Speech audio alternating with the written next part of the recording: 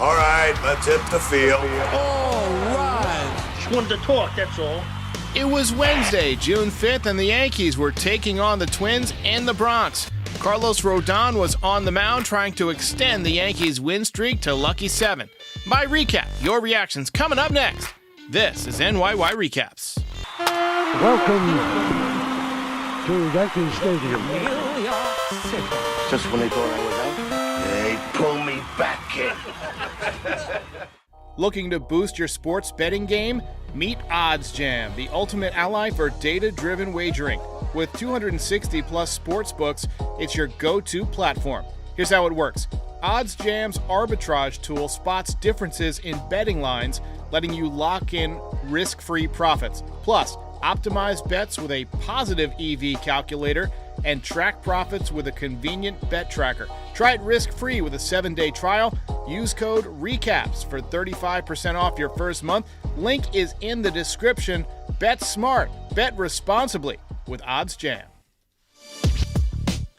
All right. How's it going, everybody? Welcome back. And special thanks to our old friend IKF, Isaiah Kiner-Falefa, the Hawaiian Hustle, who just walked off the Orioles to give the Yankees a 3.5 game lead in the American League East. All right. Look, the Yankees just outclassed the Minnesota Twins across the board, not only tonight, but all season long. They swept them in Minnesota. They've won the first 2 games of this series.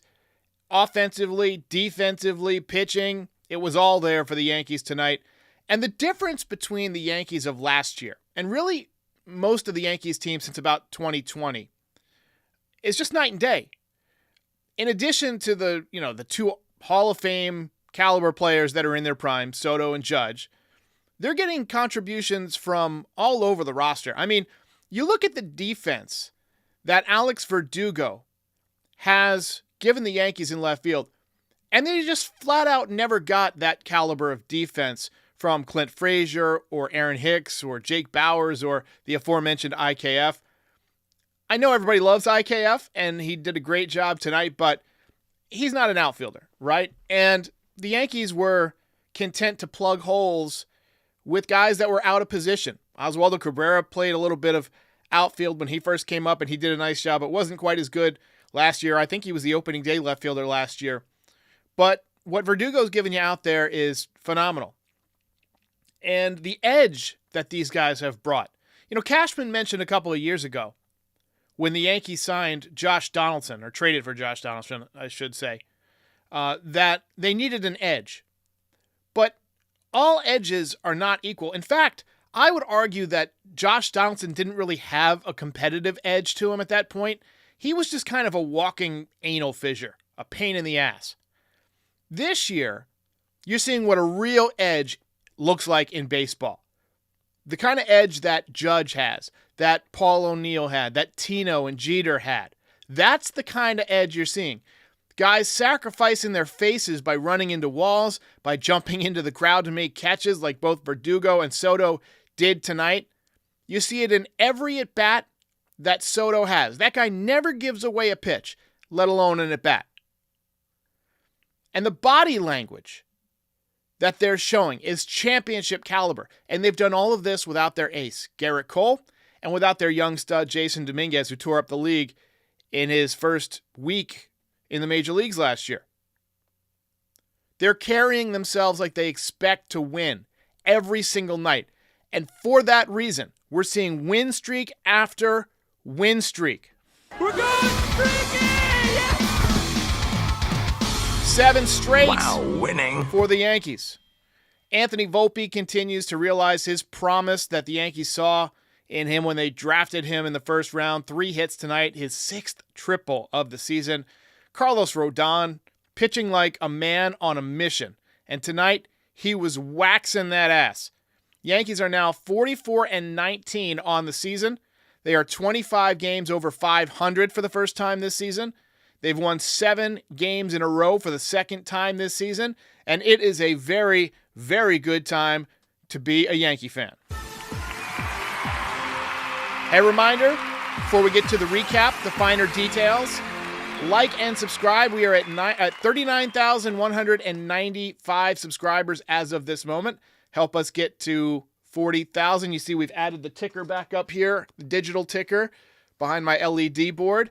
Call into the voicemail show. We're going to do a voicemail show in the morning, 718-899-1068. I think we've already got a couple of them in there, but looking for your takes. All right, the chat is filling up, over 600 now. Let's get to the recap. All right, let's go. Let's get it going.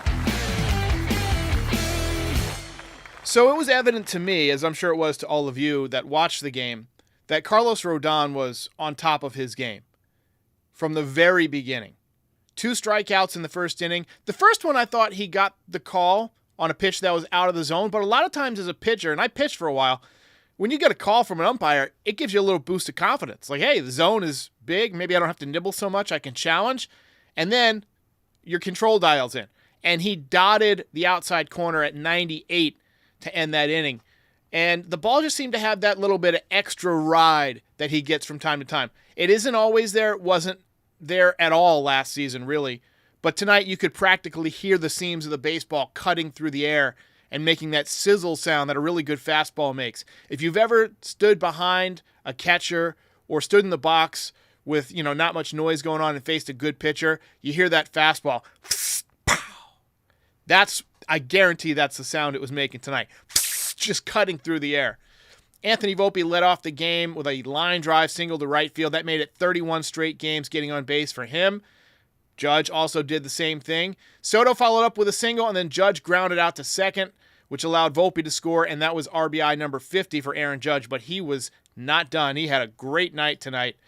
And once again, Volpe doing his job, getting on base at the top of the order, coming around to score. He's really become the prototypical leadoff man, and he's hitting now 290 with an 803 OPS. You will sign up for that every day of the week. He is now tied for the league lead in triples with 6. And every day it seems like he's in the middle of every rally that the Yankees put together. Soto, continues to swing the bat well. He is hitting 319. And Judge, obviously, just out of his mind this year. Giancarlo followed up with a beautiful line drive single with 2 outs and runners in scoring position to make it 2-0 Yanks. He continues to swing the bat well with runners in scoring position. 35 RBIs now for Stanton. And we're 63 games into the season, and he really rarely makes it this far into the season without having some kind of injury that requires, a stint on the IL and then a cold streak coming back off the IL. So whatever he did this offseason, physically, to prepare himself, whether it's losing weight or getting more flexible or doing yoga or whatever, it appears to have gotten the job done. He is now hitting 237. He had 2 hits tonight, but a 783 OPS, so providing plenty of pop from the DH spot. And he continues to get hits with runners in scoring position. Overall, just a very solid year for Giancarlo. Gleyber Torres followed up with an RBI ground rule double. Didn't run because he thought it was foul, but it landed in fair territory. Another good inning for Rodon in the second after the Yankees took a 4-0 lead in the first. Just pitching with confidence, pitching with efficiency, and had a couple of strikeouts. The inning was capped off by an unbelievable catch from Alex Verdugo up against the left field wall. I thought it was going out of the ballpark, but it stayed in the ballpark, and he caught it just in front of the wall, but was running full speed and just slammed his face right into the wall. Deserves a round of applause. 2 more strikeouts for Rodon in the third inning. Just filthy, filthy stuff tonight.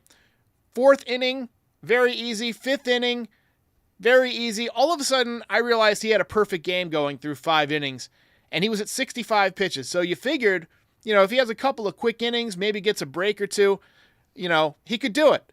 But it would not last, unfortunately. Volpe picked up another opposite field single in the bottom of the 5th inning. He had 3 hits tonight, including a triple. He's already got 6 triples, I mentioned. That's bonkers.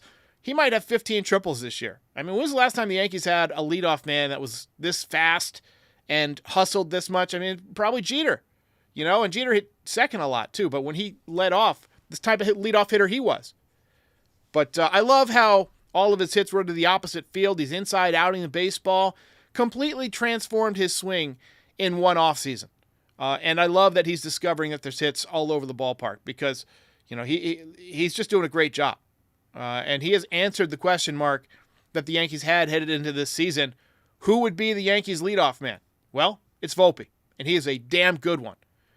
Yankees loaded the bases, and Rocco Baldelli pulled Chris Paddock from the game, and Judge welcomed Diego Castillo with a 3-run bases-clearing triple. And he is an extra base hit monster right now. And then he scored on a sac fly from Verdugo to make it 8-0. Giancarlo followed up with a shot off the wall, 115 miles an hour off the bat, but got thrown out at second base by a mile. Because Rodon was still working on a perfect game at that point, I was actually okay with Stanton getting thrown out because you don't want him to sit too long. A lot of times when a guy is cruising like that and has a perfect game going or a no-hitter going, a long inning can kind of disrupt the rhythm. And I feel like it might have tonight because the next inning, although he came out and got a quick out, the Twins finally got to him. Solo home run, and then he gave up a second run. He was done after 6. 6 innings, 3 hits, 2 runs, no walks, 9 strikeouts. On the season now, 13 games started, 3.08 ERA, 73 innings pitched, 71 strikeouts, 20 walks. He had no walks tonight, so the command was there. He had 18 swings and misses tonight. 18! His fastball topped out at 98.5. It was pretty much 95 to 97 all night long. Picked up his 8th win of the season. He is now 8-2, 3.08 ERA. Whip continues to be fantastic, 1.08. Hitters are hitting just .217 against him. Hell of a job.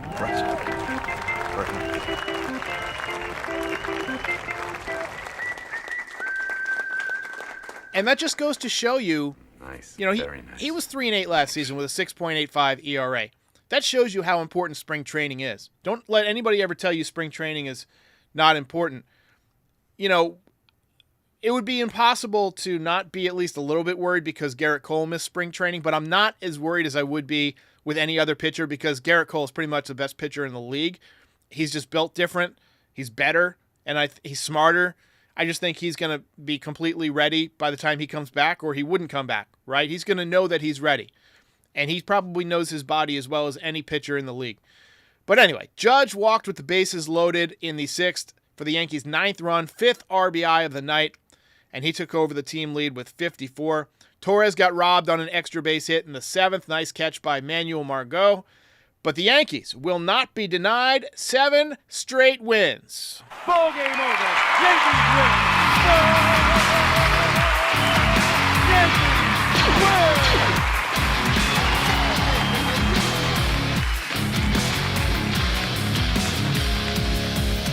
You're a winner.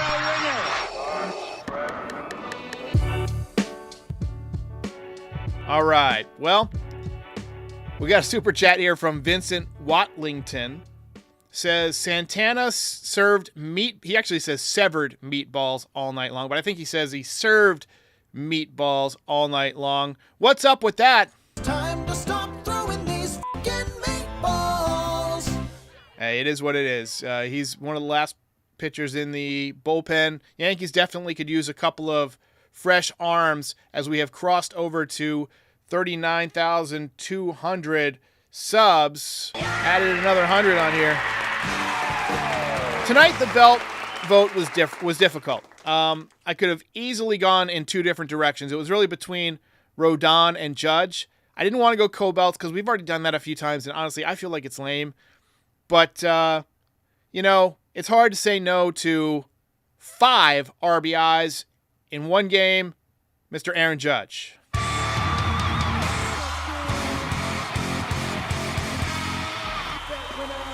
And I guess we can change this back to Aaron now. I guess we can change it to Aaron Judge instead of Arson Judge.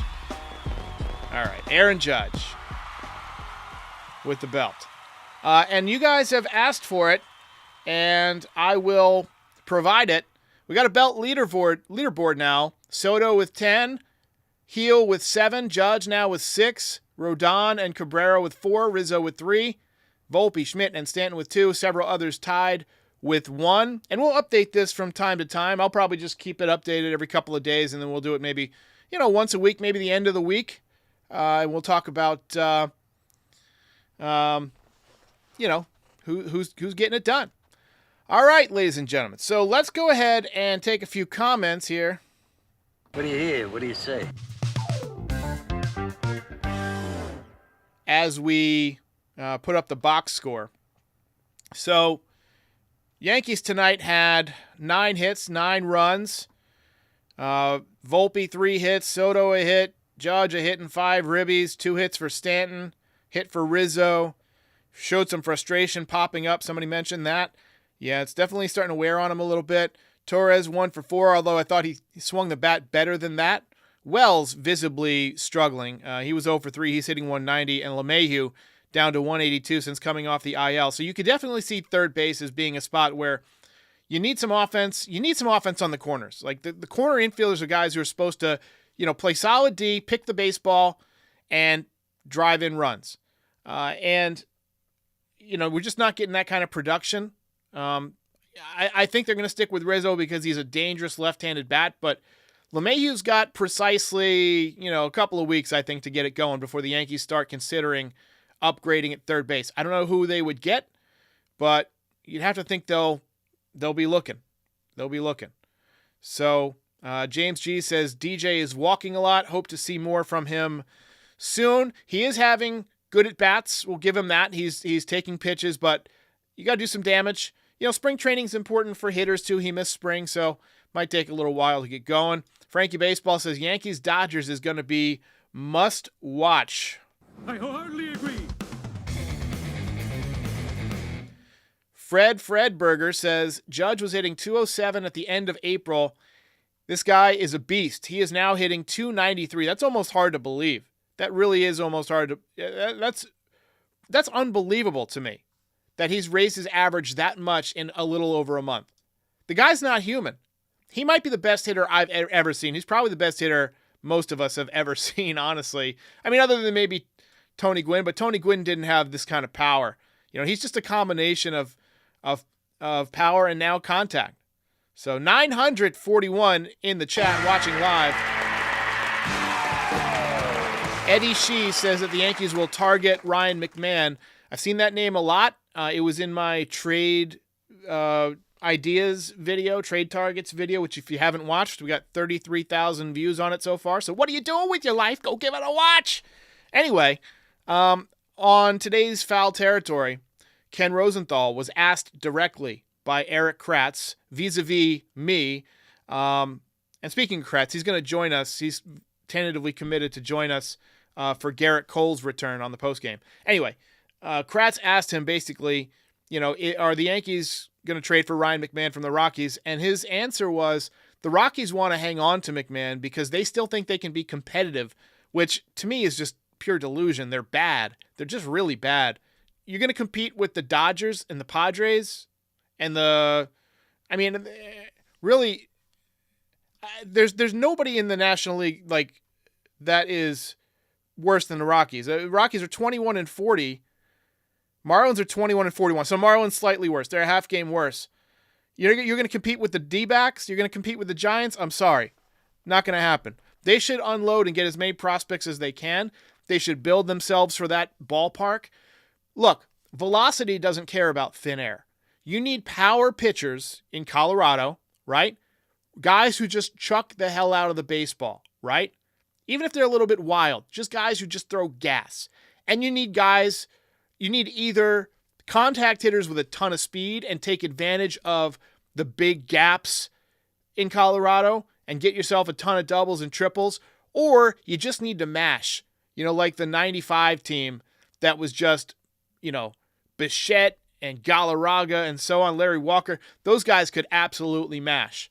And that wouldn't be a bad strategy, but there's no reason for them to hang on to Ryan McMahon. I mean, they're not going to need, by the time they are ready to win, he's going to be over the hill. So that's just a bad baseball decision. And that's, the reasons, the decisions like that are the reason that they're so bad.